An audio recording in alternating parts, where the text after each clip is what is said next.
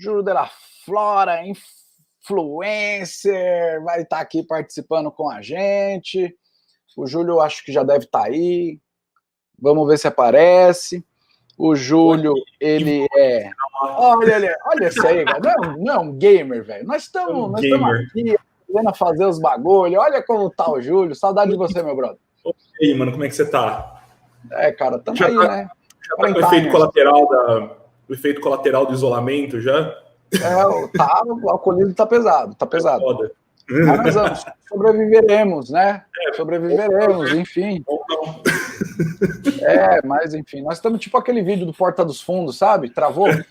A Flipside tá meio daquele jeito. Pessoal, deixa eu apresentar o Júlio aí para vocês. O Júlio deve ser o maior influenciador da cena de hardware aqui do Brasil.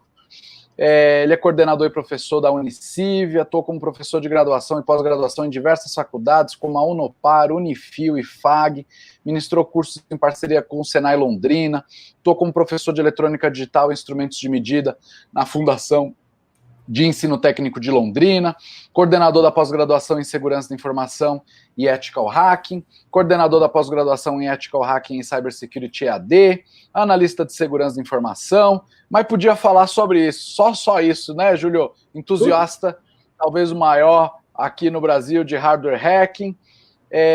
A palestra dele vai ser Ferramentas para Hardware Hacking. Na apresentação, ele pretende reunir dispositivos essenciais para práticas de exploração em hardware, ferramentas essenciais com baixo custo e grande valor para o aprendizado. Manja muito, comunica muito. Júlio, nós estamos honrados com a tua presença, meu querido. Brigadão. Eu que agradeço. Aí, cara, tu faz... eu vou te falar, mano, eu não conheço ninguém na comunidade do RoadSec que faz mais coisa que você, cara. Toda vez que eu tenho que ler aqui a tua apresentação, tipo, eu não sei... Outro dia falaram assim para mim, Anderson, eu não sei como você consegue, cara, tu é presidente da Flipside, tem o RoadSec, e tem o não sei o quê, e tem não sei o que lá, e tem não sei o que lá. Aí eu falei assim pra galera, eu não consigo.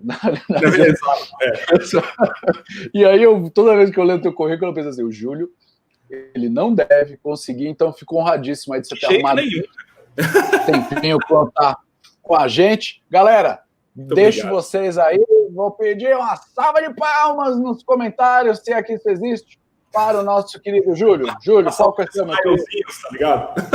A salva de smiles. Cara, valeu, muito obrigado. Pessoal, eu vou compartilhar a tela aqui pra gente começar, né? Não sei se eu tô atrasado, acho que 4 minutinhos, né? Era para começar às 8. Deixa eu dar um share na tela. Share screen, essa screen aqui, beleza. Bom, como o Anderson já comentou, primeiro eu agradeço muito por terem me chamado para fazer parte do evento, dessa segunda edição home do evento, eu fico muito feliz. Eu quero trazer uma palestra para vocês hoje, como muita gente me pergunta nas redes sociais, que tipo de hardware você pode usar para começar, né? Aonde compra, o que tem, o que eu preciso ter para começar. Então eu queria trazer algumas ferramentas legais que eu reuni ao decorrer desses últimos anos e mostrar para vocês algumas ferramentas para hacking de hardware, né? Então, o título da palestra é esse, né? Ferramentas para hardware hacking. Deixa eu passar para o próximo slide aqui. Vamos lá. Beleza, o Anderson já me apresentou, né? Então eu sou coordenador lá da Uniciv atualmente, né? Tem essas pós em EAD aí que podem ser feitas tanto pessoal graduado quanto como curso livre. Vamos começar então. Para essa palestra eu gostaria de começar falando acerca das soluções empacotadas. Então muita gente que está me ouvindo provavelmente já ouviu falar de soluções da Hack5, por exemplo. Então, tipo, Rubber Duck, ou, enfim, Ubertooth, né, que não é da Hack5, mas é uma solução mais empacotada também, tipo Wi-Fi Pineapple, tipo Bash Bunny, entre outros hardwares que são utilizados para segurança ofensiva, né, para red teaming, para cenários de pentest, onde você precisa, enfim, tá em loco, né? Tá fazendo testes de vulnerabilidade em loco. O problema é que já era caro esse tipo de ferramenta e hoje, com a alta do dólar, é mais caro ainda. Então, se você vai pegar um HackRF, ele custa aí cerca de $330 a versão original. puta, $330 hoje na conversão atual deve dar o quê? Uns 150 mil reais, né? Mais ou menos. Um Bash Bunny, por exemplo, $100, né? Até o próprio Rubber Duck, que custa $50, né? 45, $50. Hoje a gente tá meio complicado, né, para comprar esse tipo de coisa, fora imposto, né? Fora taxa de frete, né? Frete, imposto, enfim. E revenda aqui no Brasil também fica muito caro. Então, a minha ideia aqui é sair um pouco das soluções empacotadas, né? O que eu gostaria de mostrar para vocês é algumas alternativas que são um pouco mais baratas, né? Para vocês poderem executar testes relacionados à segurança e também pesquisa de hardware, porque não só a gente vai tratar de ferramentas relacionadas à segurança ofensiva, mas sim para pesquisa de hardware também. Então tá aí, né? Um infarto cardíaco que acontece quando você vê que um Wi-Fi Pineapple custa $200, né? Ou um HackRF custa $330, $340, ou um Proxmark custa $300. Então vamos lá. Essa aqui é a minha maletinha, né? A maleta que eu vim desenvolvendo nos últimos anos. Então tem bastante coisa nela. E a maioria das coisas aqui são de baixo custo. Então vocês podem perceber que tem vários Raspberries, tem vários Arduinos, tem vários ESPs, tem uma infinidade de debuggers, debuggers para hardware, né, de soluções para JTAG, de hardware e para RFID também. Então, essa não fica tão barato, mas fica muito mais barato do que soluções empacotadas. Claro que para fazer uma maleta grande dessa, você vai acabar gastando um tanto de dinheiro, mas você tendo um pouco de fé, boa vontade e abusando um pouco dos chineses, você consegue montar esse tipo de maleta. E eu quero mostrar para vocês algumas das ferramentas que tem nessa maletinha aí. Vamos lá para frente, próximo. Beleza, vamos começar com esse tópico que é chamado de Hacker Tools. Então são ferramentas para se desenvolver pesquisas de segurança em hardware. O que seria pesquisa de segurança em hardware? Vocês podem me perguntar, tá, existe alguma forma de se comunicar com hardware, diretamente com hardware? E o pessoal que já mexeu com questões relacionadas a IoT e a embarcado sabe que muitas vezes nós temos portas seriais, né? Nós temos interfaces de comunicação serial dentro do hardware para que você possa se comunicar. Então, se comunicar diretamente com o hardware e muitas vezes se comunicar, dar comandos diretamente com o microcontrolador do hardware. Essas plaquinhas que eu estou mostrando aí, elas são, na maioria delas, justamente para fazer isso. Então eu tenho aí o GoodFat42, que foi feito inicialmente pelo Travis Goodspeed, que é um cara, assim, referência mundial na área. Né? Nós temos aí o BuzzPirate, nós temos também o The Shikra, que é da Zipster, ou Chipster, não sei como é que eles pronunciam. E nós temos aí um CH340, que é um conversor serial para USB. E para que serve tudo isso? Bom, essas são ferramentas para que você consiga se comunicar na maioria dos protocolos que são utilizados hoje para comunicação entre hardware ou comunicação entre homem e máquina. Então, quais são esses protocolos? Por exemplo, o I2C, né, protocolos de 1 fio, 2 fios, 3 fios, o UART, o SPI, e também, que não é um protocolo, né, mas sim um conjunto, o JTAG, por exemplo, um conjunto de técnicas, um conjunto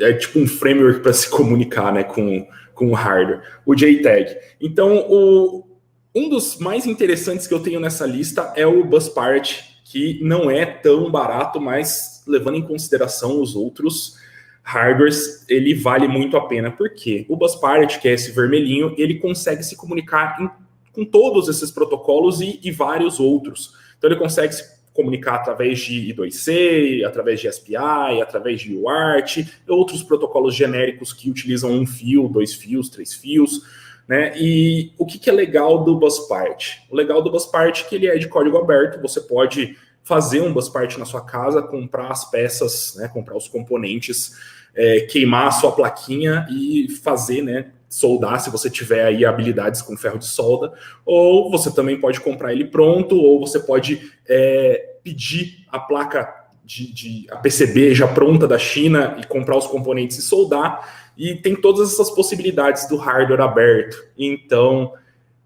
é uma coisa tão legal, porque dá a possibilidade para a gente para investigar coisas que a gente não tinha essa possibilidade. Então, são coisas que talvez fossem seguras por obscuridade antigamente, e que hoje elas perdem essa segurança por obscuridade, porque hoje a gente tem hardware necessário, livre e barato para poder auditar esse tipo de hardware. Então, no que a gente usaria, por exemplo, o GoodFat, ou o BuzzPart, ou o TheShikra, ou mesmo esse CH340, que custa aí só 63 centavos de dólar?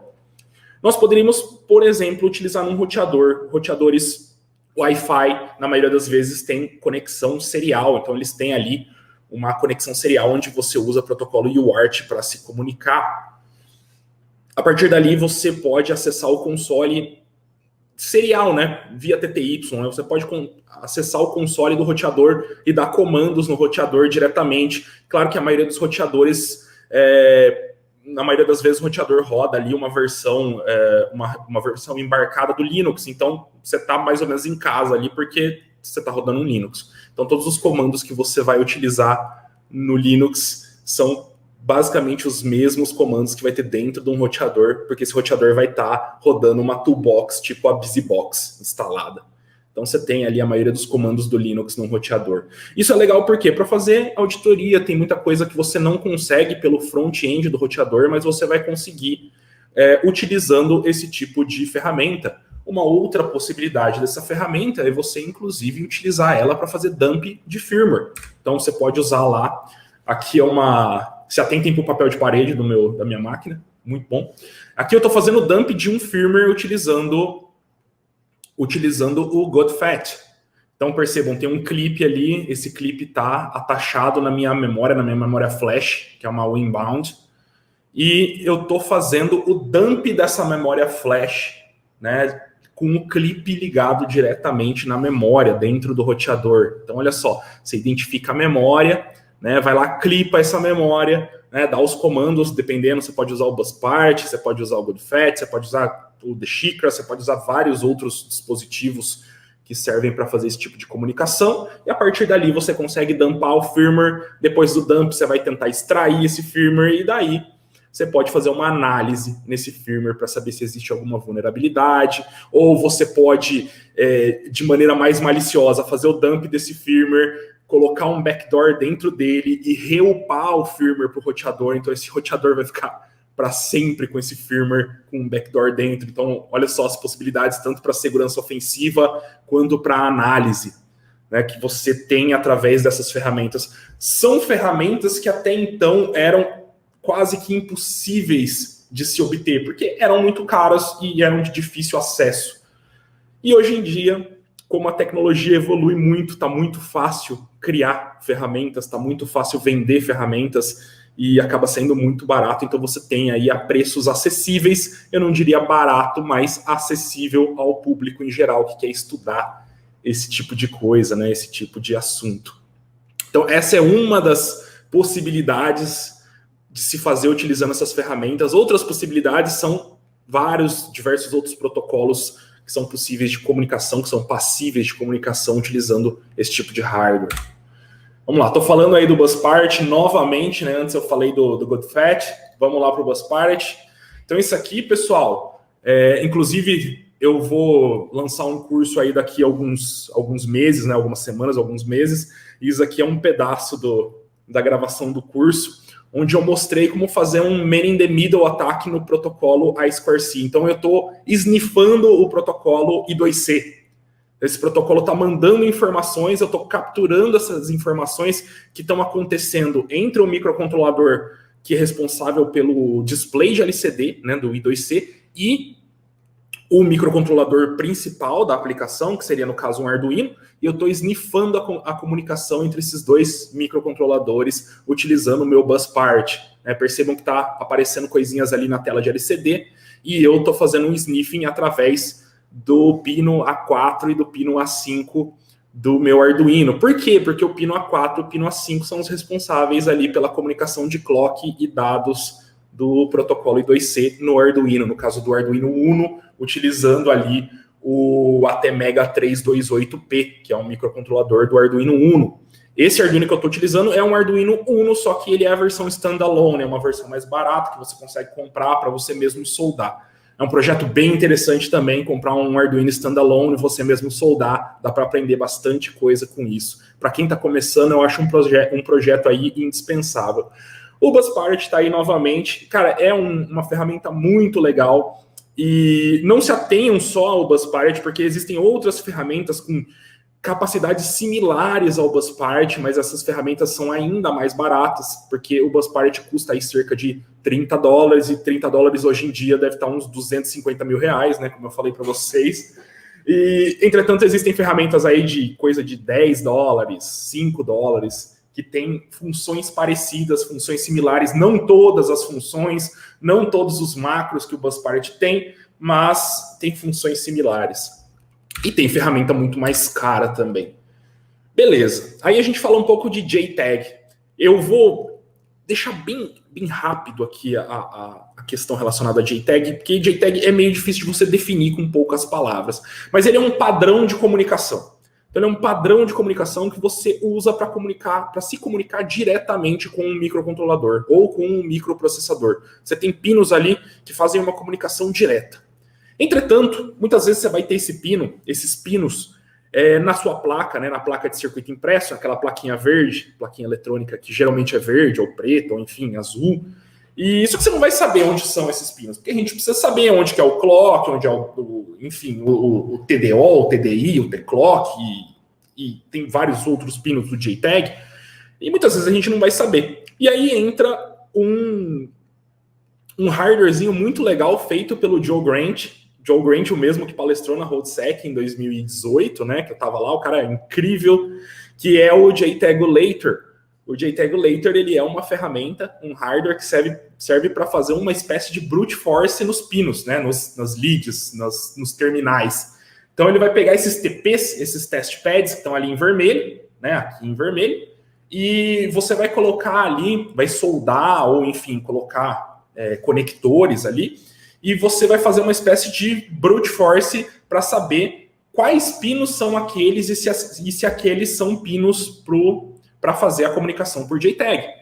Então, isso é uma mão na roda, porque você vai fazer uma espécie de brute force, uma espécie de scan, e não vai precisar ler, por exemplo, o datasheet para saber qual pino do processador, né? O pessoal odeia quando eu falo perninha, né? Mas qual perninha ali do microcontrolador é o TDI, o TDO, o T-clock, enfim, são os pinos do JTAG. Bom, aí tem o JTagulator, que infelizmente é bastante caro, então ele custa aí cerca de $175. Mas nós temos outro projeto, que foi da onde saiu o JTagulator, que é o projeto JTAG Enum. E o JTAG Enum pode ser feito com um Arduino. Inclusive, pode ser feito com um Arduino Nano, que é um dos Arduinos mais baratos hoje em dia. E o JTAG Enum está aí, disponível no GitHub, código aberto. Você pode modificar, enfim, pode fazer o que você quiser. E com um Arduino Nano, você consegue fazer um projeto parecido com o JTagulator. Claro, ele não vai ter controladores de tensão, né, mas ele vai servir para funções básicas, para circuitos básicos. E custando mais ou menos aí $2 na China, um Arduino Nano. Então, cara, isso é muito legal. Aí tem aqui uma identificação de JTAG utilizando o JTagulator do Joe Grant. Aí é uma placa de HD. E percebam como é utilizado, né? Você pega um fiozinho, conecta ali no JTagulator, depois solda nos test pads, e daí você vai usar alguma ferramenta não, você vai usar a interface serial de JTagulator, que já tem um firmware pré-instalado para poder fazer o scan do TDI, do T-clock, do TMS, do T-reset, de todos os pinos do JTAG. Para depois você utilizar o Busparity, porque como é que você vai se conectar utilizando o Busparity nos pinos do JTAG se você não sabe quais são os pinos do JTAG e onde esses pinos estão? Então, olha só que interessante. Ali ele identificou, né, por teste, os pinos do JTAG, né, os test pads do JTAG, e dali ele conseguiu identificar qual era cada porta, né, cada pino. Então, bem legal também, uma opção que é um pouco mais cara, mas tem um bypass, aí você consegue fazer com um Arduino, custa bem mais barato. Aí, rádio definido por software, que é um grande problema para a gente, porque mesmo sendo feito na China, mesmo sendo barato, né, ao extremo, eles ainda utilizam componentes que são caros. E os componentes caros refletem o preço dos SDRs. Então a gente tem, de fato, SDRs um pouco mais baratos, que são, por exemplo, o RTL SDR, que é aquela versão azulzinha ali, que é o que tem hoje em dia mais difundido e mais barato, que é um receptor de TV digital que foi alterado para ser utilizado como receptor de uma grande range de frequências, que vai ali, se não me engano, de 30 kg ou de 20 kHz, ou de 20 kHz até 1.7 GHz. Então já tem uma range alta, né, de frequência. Mas nós temos, por outro lado, a opção do HackRF. O HackRF, sim, não só recebe, mas transmite também. E transmite lá de menos de 1 MHz até 6 GHz. Aí, extremamente amplo para receber e para transmitir. E soluções ainda mais caras, né? Eu coloquei ali a Blade RF, mas tem soluções ainda mais caras, por exemplo, soluções da Ethos, entre outras soluções. Uma coisa legal também é que existe uma gambiarra no Raspberry Pi, para quem tiver um Raspberry Pi, onde é possível você utilizar um pino de clock do Raspberry Pi para fazer transmissões. É claro que não vai ser aquela transmissão maravilhosa, cheia, toda zoada, cheia de harmônico, mas você consegue utilizar um Raspberry Pi para fazer transmissões relativamente longas, digamos aí 100 metros, por aí, um pouco menos. Então, existe essa possibilidade. Se você tem um Raspberry Pi e você tem aí um RTL SDR, você tem tanto o transmissor quanto o receptor. Dá para você fazer aí, brincar, pelo menos inicialmente, com rádio, né, com transmissão. Lembrando, né, pessoal, que esse tipo de transmissão é obviamente crime, né, transmitir em faixas de frequência que são reguladas é obviamente um crime. Então não façam isso em laboratório, se vocês forem fazer com taxas de transmissão muito pequenas, né? Não vai querer transmitir para a vizinhança inteira ou para a cidade inteira, que isso com certeza é crime, né? Mas só para mostrar para vocês que é possível com coisas que você tem no dia a dia, né? Um Raspberry Pi é muito comum de se encontrar, custa aí, um Raspberry Pi Zero vai custar, eles falam que custa $5, mas você nunca encontra por $5, né? Então geralmente custa $20, 15, 20, $25 um Raspberry Pi Zero. E um receptor de TV digital desse RTL SDR vai custar aí mais ou menos uns $7 também. Quando você tiver mais animado para esse tipo de campo da área, que radiofrequência é um campo da área de hardware hacking, né? Então todo mundo que acaba mexendo com hardware acaba também caindo para radiofrequência, né? Para transmissão e recepção. Aí você pode tentar comprar um HackRF, e esse aí é um dos valores do HackRF, aí $175 é um dos valores do HackRF. Entretanto, existem versões do HackRF que são feitas na China e, consequentemente, são mais baratas. Então você consegue encontrar aí por coisa de R$400, R$500 um HackRF. Beleza, pessoal? Aí também é um videozinho onde eu mostro uma transmissão de GPS para adulterar o Pokémon GO, e isso eu mostrei na última palestra da RoadSec, né, uma solução de GPS para Pokémon GO. Então observem o que é bem legal, né? Você pode, digamos aí, fazer um fake no GPS do celular. Claro que não vai funcionar em todo celular, e o Google também tem maneiras de remediar isso, mas eu consigo fazer um fake no GPS do celular utilizando o HackRF, onde o HackRF vai fingir que é uma torre, né, que é um satélite de GPS, e vai enviar essas informações para o celular. Né? Meu celular vai ficar confuso e vai achar que eu estou em outro lugar. Então eu utilizei isso para jogar Pokémon GO. Tem na palestra do RoadSec do ano passado, né, da palestra de games do RoadSec do ano passado. Não vou me ater muito a isso. Transmissões aqui, eu não vou poder mostrar para vocês esse vídeo de transmissão, porque requer o áudio, mas eu consegui fazer uma transmissão com Raspberry aí em FM, então aquele vizinho que tá te enchendo o saco com música sertaneja, né? Dá para você transmitir aí na mesma frequência e botar para tocar uma música mais legal. Não façam isso, tá? É brincadeira, pessoal, porque é crime fazer esse tipo de transmissão. Mas só porque vocês têm uma ideia que dá para transmitir com o Raspberry, tanto o Raspberry Pi Zero quanto o Raspberry versão 1, 2, 3, 4, enfim, todas essas dá para você transmitir. Vamos lá então, RFID.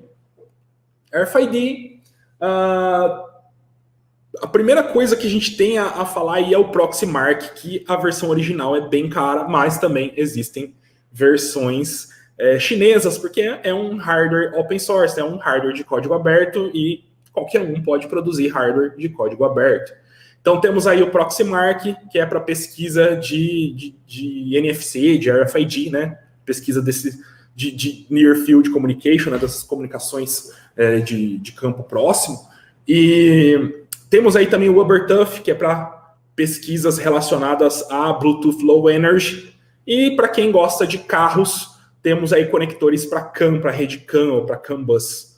Então tem aí também o ELM327, que é para você se comunicar com a rede CAN, né? Geralmente utilizado em carros ou utilizada na indústria, né? Robótica, quando você vai controlar braços mecânicos ou alguma coisa do tipo, eles têm alguns que utilizam o protocolo CAN para fazer isso. Beleza, gente. Para a próxima. Algumas plataformas de prototipagem que você pode ter que não são tão caras e é interessante ter na sua caixinha. Então temos o Arduino, claro, o Arduino Uno é sempre muito barato e muito interessante se ter. O Arduino Leonardo também. As versões montadas na China são muito baratas, você consegue comprar aí custando cerca de 3, 4, 5 dólares. O Tense, que é aí um o Tense é o pai do Rubber Duck, né? Foi da onde o pessoal desenvolveu esse ataque de bad USB. Eles utilizavam o Tense na época do Tense 2.0. E temos também aí o queridinho dos makers, que é ou o ESP32 ou o ESP8266 nesse caso. Agora a gente já tem versões mais novas, né? O ESP32, por exemplo, e outros ESPs que vêm sendo lançados. Então isso aí é na configuração de Node MCU, onde você tem um microcontrolador muito rápido para os padrões atuais, que tem possibilidade de conexão Bluetooth e possibilidade de conexão Wi-Fi, no caso do ESP32. Então, olha só que bacana, né? Você ter Bluetooth Wi-Fi dentro de um Arduino. É um Arduino com esteroides, né? Claro, ele não usa o mesmo processador, né? Ele não usa a mesma arquitetura, mas você consegue programar ele através da plataforma do Arduino, baixando as bibliotecas corretas. Temos aí uma automatização de tarefas que eu mostrei também lá na última RoadSec 2019, que é como automatizar um jogo, aí o Timberman. Então a gente consegue automatizar utilizando aí um LDR, um sensor de luminosidade, e utilizando um Tense, ou enfim, utilizando um Arduino. Então ele está jogando automaticamente ali, fazendo as previsões, né, de diferença de resistência por conta da cor, ele vai jogando e fazendo as decisões automaticamente. Beleza. Mais um pouco de hardware. Aí quando você já está um pouco mais pensando na pesquisa de hardware propriamente dita, é legal você ter tanto um osciloscópio quanto um analisador lógico.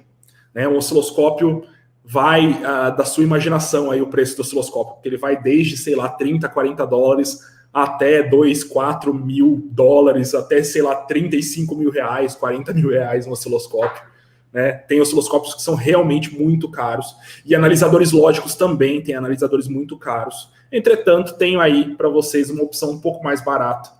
Esse daí é um osciloscópio que já tem analisador lógico, esse Instrustar, é ligado no USB do computador, então ele fica um pouco mais barato por ser um osciloscópio USB. Não tem lá suas configurações muito, muito boas, então é sempre legal se você realmente for trabalhar com isso, que você tem um osciloscópio com um pouco mais de resolução, um osciloscópio um pouco mais rápido, mas para hobbyistas aí vale a pena ter um osciloscópio. Analisador lógico também, temos um analisador lógico aí chinês, bem baratinho, coisa de 6, 7 dólares, e já quebra um galhão esse analisador lógico aí, que ele é de 24 MHz, né, o megaciclo, se não me engano.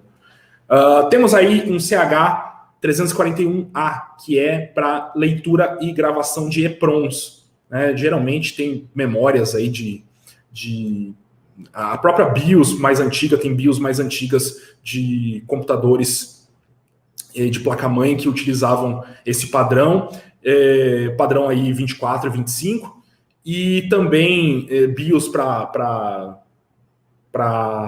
placas de vídeo, por exemplo. Então, geralmente é um gravador de EEPROM, que é bem barato também, custa $2, né? Então, você consegue gravar EEPROMs, gravar memórias flash com esse gravador, claro, respeitando a série de memórias que ele grava, que é a série 24 e a série 25. Mais um pouquinho. Aqui, pessoal, é uma pesquisa que eu fiz, onde era possível você modificar o comportamento de um giroscópio, de um acelerômetro, utilizando um gerador de sinais, um gerador de funções. E eu utilizei ali o meu hardware, né, o meu osciloscópio, que ele é osciloscópio, analisador lógico e gerador de funções. O que é gerador de função? Ele gera ondas das mais diferentes e diversas frequências e de tipos diferentes de onda, né? Então ele consegue gerar ondas senoidais, ondas quadradas, ondas triangulares, dente de serra, gera ruído e gerar em vários tipos de frequência com várias amplitudes, né? Então percebam que eu achei ali uma faixa de frequência, uma amplitude correta, onde eu consigo fazer o meu celular, o MEMS do meu celular, né, o giroscópio, o acelerômetro do meu celular vibrar junto com a frequência que eu estou gerando através de ultrassom. Então isso aí é um ataque que me gerou uma CVE um tempo atrás, né, num smartphone da Xiaomi, e é extremamente interessante. Isso pode ser aplicado para drones, por exemplo, né, para você zoar ali o referenciamento do drone, né, a telemetria de um drone. Beleza, vou passar rapidinho, que provavelmente eu estou super atrasado já. Esse daqui também, uma outra opção, utilizando o meu gerador de funções, que eu comprei ali, o osciloscópio Instrustar, com gerador de funções, e ali eu faço uma interferência nas telas touchscreen. Então, o que eu faço aqui? Quando eu ligo o meu gerador de frequência numa determinada frequência específica, ele vai criar comportamento anômalo na minha tela de touchscreen. Isso pode ser usado para ataques, mas pode ser usado também para você cheatar em joguinhos, né? Que foi o que eu mostrei na palestra do ano passado da RoadSec. Então você consegue fazer um clique, um autoclique, né? Um clickbot, utilizando essa técnica. Essa técnica é chamada de Ghost Touch. Beleza. Vamos para frente. Aqui, novamente, programadores universais, né? Esse aqui é um programador bem mais top, Universal RT809H, já é bem mais caro, tem opções um pouco mais baratas, mas o legal desse programador é que ele vem com uma série de clips, ele vem com uma série de adaptadores, onde tem uma infinidade, se não me engano, são mais de 15 mil circuitos integrados que ele consegue fazer leitura, né? Gravação e leitura. Então tem uma infinidade de circuitos integrados, né, de memórias, enfim, que ele consegue fazer leitura e gravação. E aí eu estou mostrando como fazer a leitura direto do ATmega do 328P e fazer o dump do binário, né, de dentro do firmware, de dentro do ATmega, fazendo o dump através da minha interface aí do meu RT809H. Olha que bacana, ali eu estou vendo o binário, né? Então vocês veem ali que tem o X, tem o ASCII, e eu consigo até ver coisas, strings, né, no meu ASCII. Então percebam, ó, eu tinha algumas informações ali dentro do meu ATmega, né, dentro do meu microcontrolador ATmega, e eu consigo ver eles porque eu fiz o dump do firmware. Então, bacana também. Aqui a gente chega numa parte bem mais avançada, que é a parte relacionada a fault injection attacks, né, a voltage fault injection, a clock fault injection, a differential power analysis, que era uma coisa que a gente estava tratando ontem na live da Extreme Security, muito legal a live, que foi a live com o Sichel, com o Gustavo Scott, cara incrível, puta de um profissional. A gente estava falando de power analysis, a gente estava falando de fault injection. Então, aqui são ferramentas para power analysis. E tem aí para quem quer ir para essa área de fault injection e power analysis, tem aí uma ferramenta bem legal do Colin O'Flynn, que é o Chip Whisper Nano, que custa $50, né? Esse daqui, menorzinho, custa $50 para fins educacionais. Aqui já é a versão light, custa $250, que aqui já é mais para testes de segurança mesmo. E a gente tem essa versão profissional aqui do Chip Whisper, que, se eu não me engano, custa $3.800, e o Chip Shouter também, coisa de $2.000, $2.500. Então o negócio começa a ficar feio, né?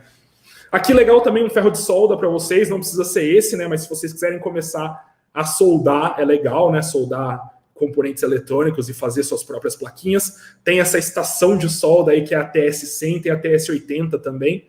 Não é a coisa mais barata do mundo, mas é uma ótima estação de solda pequena, você pode levar para qualquer lugar, inclusive consegue alimentar com bateria. Então olha só, você tem um ferro de solda que você pode levar no bolso e alimentar com bateria, para levar nos eventos, né, para poder soldar nos eventos. Então, quer um kitzinho básico, só para completar? Tem esse kitzinho aí. Então, é sempre legal ter um Raspberry, o Bus Pirate é legal ter também, tem alternativas. Um Arduino Pro Micro, que é, cara, incrível para poder fazer ataques de bad USB, ou mesmo um DigiSpark. Inclusive, o DigiSpark é mais barato, porque ele usa um microcontrolador mais barato. Tem um ferrinho de solda, que não precisa ser necessariamente o TS100, mas um ferrinho de solda aí, um controlador de temperatura seria legal para vocês não queimarem os componentes. E também ter um RTL SDR para você poder ouvir os espectros, o espectro eletromagnético, né, para você poder ouvir frequências diferentes do espectro de RF. Né? Então, olha só, um kitzinho básico para vocês começarem. Gente, aqui ataques que você pode fazer com o Raspberry Pi, por exemplo. Então, dê uma olhada nesse ataque chamado de Palm Pi pelo Meme82, vai estar no curso também esse ataque. Outro ataque que é chamado de Pin to Palm, que também vai estar no curso. E, pessoal, eu acho que eu estou estourando o tempo aqui, então eu agradeço muito pela participação de vocês. E, gente, quem quiser me seguir aí no Instagram ou no Twitter, eu tô sempre por aí, no Instagram e no Twitter. Me sigam lá, Júlio Della Flora. Eu sempre posto coisa legal de hardware lá. E para quem gosta de hardware, então eu tô postando quase todo dia coisas bacanas de hardware. Beleza, pessoal? Obrigado, viu?